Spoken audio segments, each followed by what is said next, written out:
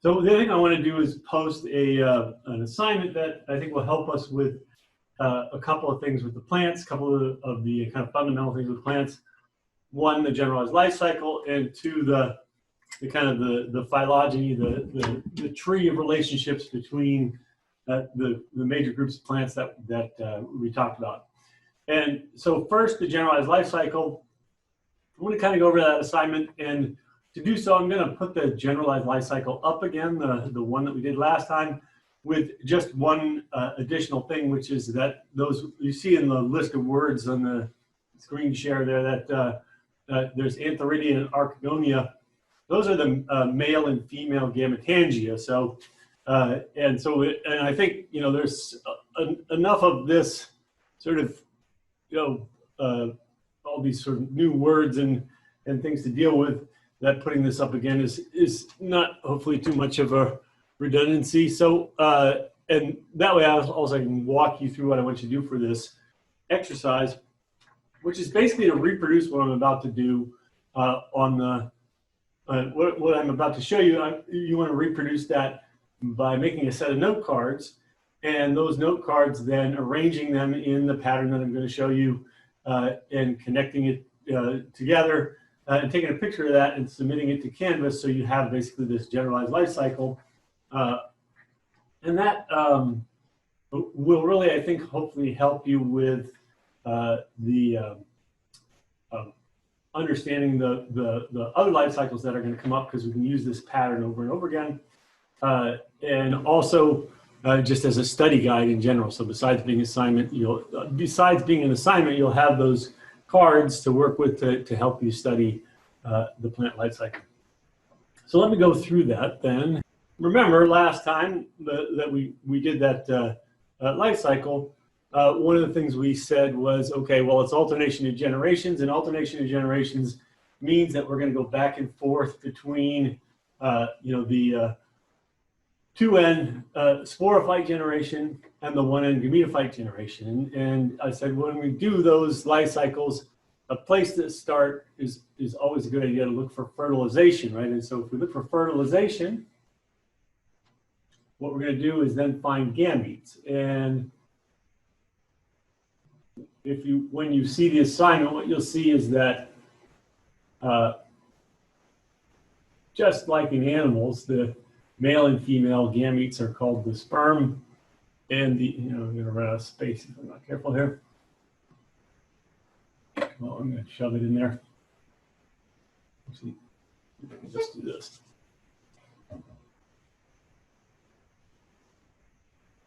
The sperm and the egg, right?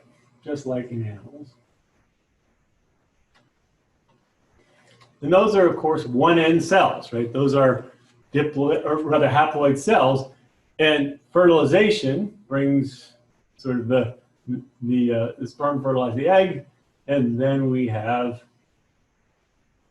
the 2N zygote, right? And so that we're crossing this line, which represents the alternation of generations, 1N, 2N, right?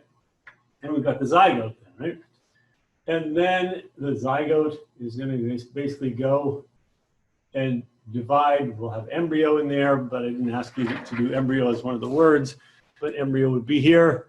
And then the multicellular 2N phase is the sporophyte. For most plants you're familiar with, that's the thing that you think of as the plant, right? So, and then on the sporophyte, we have the sporangia. So you're going to make cards, gamete, zygote, sporophyte, sporangia, and you're going to kind of connect those cards with arrows and take a picture of it. In the past, people have used all kinds of things to connect the cards. You can use a string to indicate the connections. You can use, so somebody use pens, or you can make other cards with arrows on them, however you want to do it. But you want to have the flashcards there, and then make those connections. And then the next thing in your list of words then is going to be spores, and they're produced in the sporangia, which remember is a structure. The sporangia is a structure on the sporophyte that's basically for producing and then dispersing spores, and they're produced by meiosis, right? They're produced by that kind of cell division that takes us from 2N to 1N, and the spores divide until they become the multicellular 1N stage, which is called the gametophyte. And here's where we're going to add a couple of words that weren't in my first version of this, right? And that is, on the gametophyte, we're going to find gametangia. Gametangia are the places where gametes are produced. But we have two different kinds of gametangia. We have the male one, which is called the antheridia. Oops, antheridia. If I can get rid of that.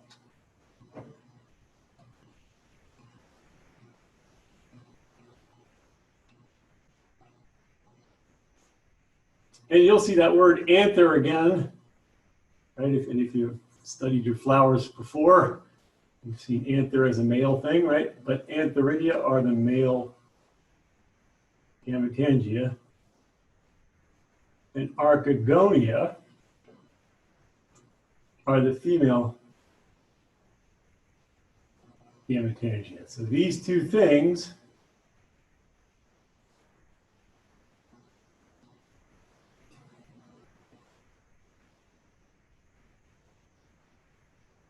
are gametangia, male and female versions of, right?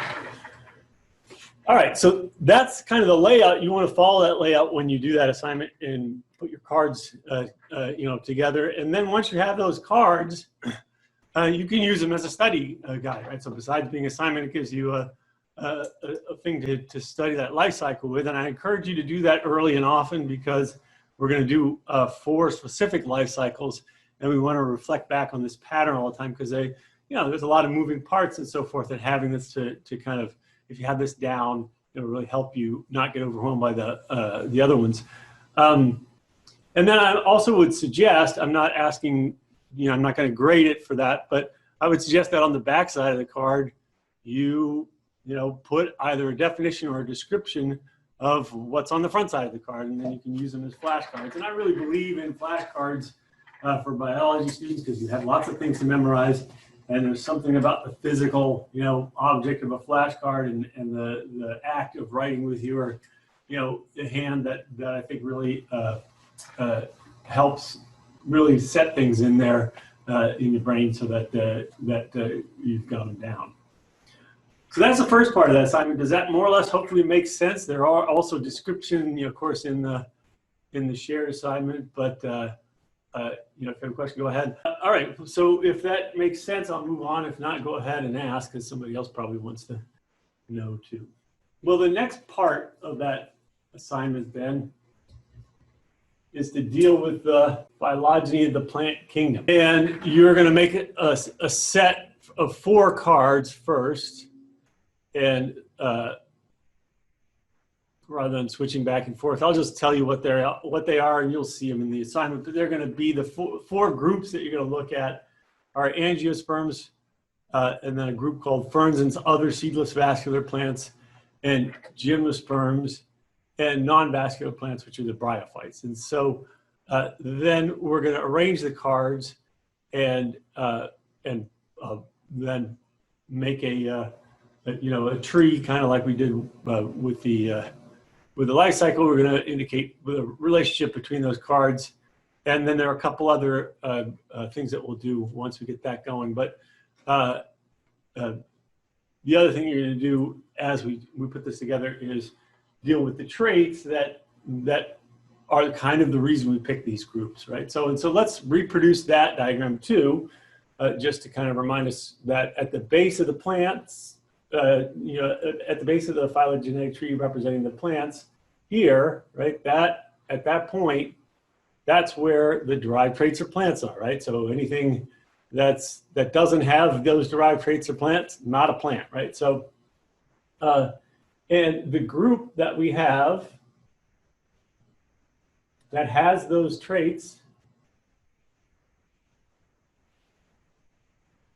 but doesn't have the other traits that we're going to look at right? That group is the group that's called the bryophytes, and that group includes things like moss, right? So, and the moss life cycle is the one that we're going to focus on with that. Now, there's some other groups and so forth, but for this, we're going to kind of keep it to bryophytes. And bryophytes is another name for non-vascular plants, right? So they're non-vascular plants.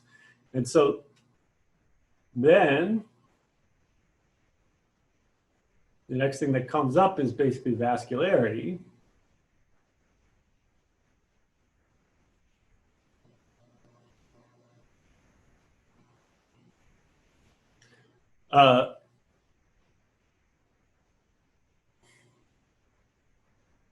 I'm just going to say ferns and others, but those are basically the plants that have the derived traits of plants because they descended from this ancestor, like the bryophytes. They have a shared common ancestor with the bryophytes, in fact, with all of the plants, right? But then they have an ancestor that has vascularity, which are those systems that allow fluids to be moving around the plant, water, and then sugars, and we'll go into some detail how that works here in a little bit. But they don't have seeds, right? They don't have seeds and pollen. And so we have a group that has seeds and pollen.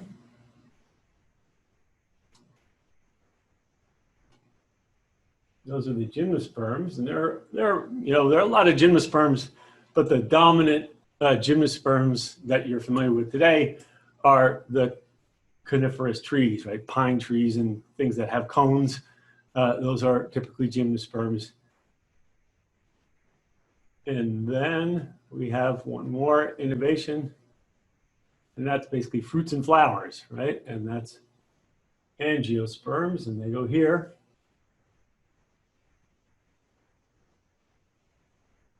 Like that. And so you're going to make a set of cards, bryophytes, ferns and others, gymnosperms, angiosperms, and then you're going to make another set of cards that has the traits, and you want to be able to kind of put them in the right place, right? So one of the cards will be derived traits of plants, and that's going to go there, right? Vascularity, that's going to go here, because all of these things then are descended from an ancestor that has vascularity. All these three, right? Everything is descended from the original ancestor that had the derived traits of plants. These two are descended from the next thing, which is seeds and pollen, right? And then this group is descended from an ancestor that also has flowers and fruits, right? So you're going to make a card for each one of those, so that you know where to put those and take a picture that demonstrates that you got all those in the right place. And then there also was one more ask for this, and that is that you're to add some brackets. And we're going to do a bracket for the vascular plants and a bracket for the seed plants. I'll do the seed plants first. So plants with seeds, well, they're descended from this ancestor that had the seeds, right? So that's going to be, these are the seed plants, right? And then vascular plants are those plants that are descended from an ancestor that had vascularity. So that includes the seed plants and the seedless vascular plants, right? And then what remains are the non-vascular plants, right? So that's kind of the way that assignment works.